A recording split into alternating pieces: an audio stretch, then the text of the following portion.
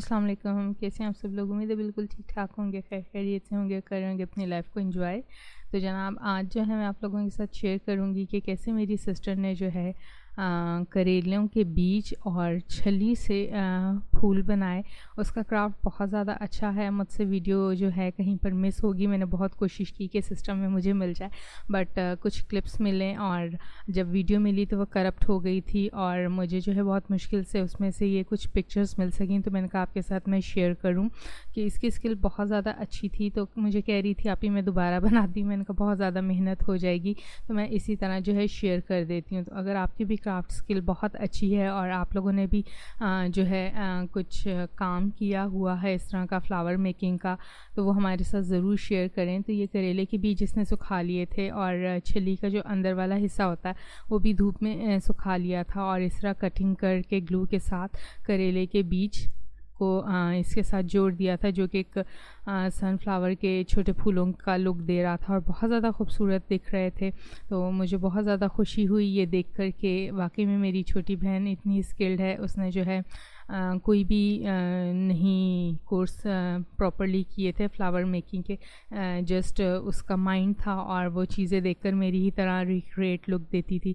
तो यहाँ पे स्प्रे पेंट यूज़ किया था इनको कलर करने के लिए और थोड़ा सा पॉम पॉम लिया था इसमें एक टेक्सचर देने के लिए फ्लावर का, फ्लावर बर्ड्स जो होते हैं। तो ये बहुत ज़्यादा खूबसूरत लग रहे थे और सब ने बहुत ज़्यादा पसंद किए। तो आप लोग मुझे बताएं अगर आप इस तरह की मज़ीद वीडियोस देखना चाहते हैं तो मैं अपनी सिस्टर से रिक्वेस्ट करूंगी कि वो आप लोगों के लिए बाकायदा ट्यूटोरियल वाली वीडियोस बनाएं, क्योंकि उसकी स्किल बहुत अच्छी है और वो जो है सोशल मीडिया पे काम नहीं करती है, थोड़ी सी शाय है। तो मुझे रहेगा आपके कमेंट्स का इंतज़ार। तो इसी तरह होता है, आप लोगों को जो है इनकरेज करना चाहिए बच्चों को जो उनकी स्किल्स होती हैं।